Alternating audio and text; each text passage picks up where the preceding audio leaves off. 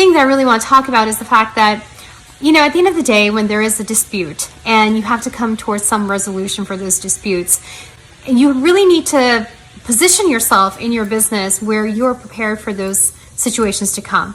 And whether that's through drafting a solid contract and preempting certain issues that might happen to maybe mitigate those issues in the future, or even the way your policies and procedures are in your business, those are all ways to help for any future disputes that you might have.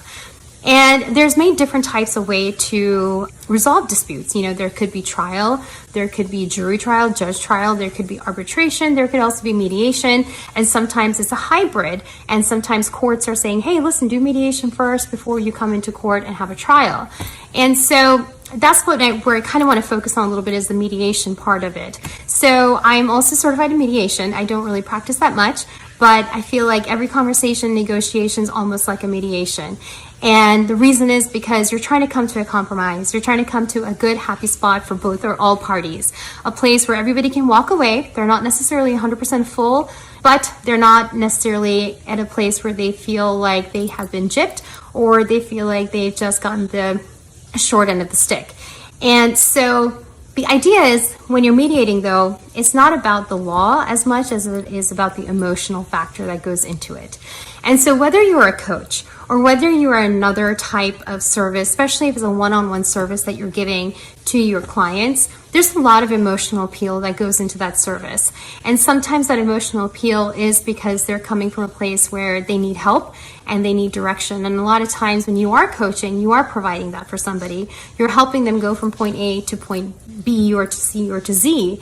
And while you may not be promising any end result, but you are appealing to their emotions, and they are coming to you because they're, whatever high intensity emotions they might have, you are helping them pacify that and helping them also be calm about it and navigate them throughout their journey that they're walking with you in.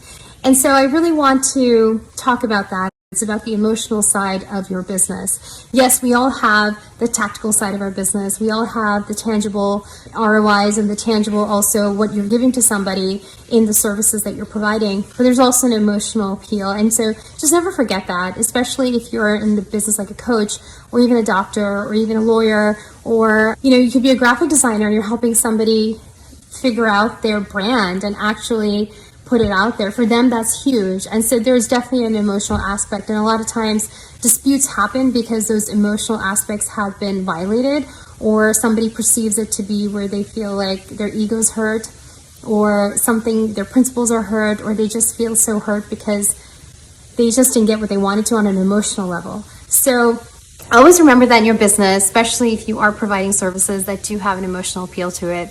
But anyways, I wish you well.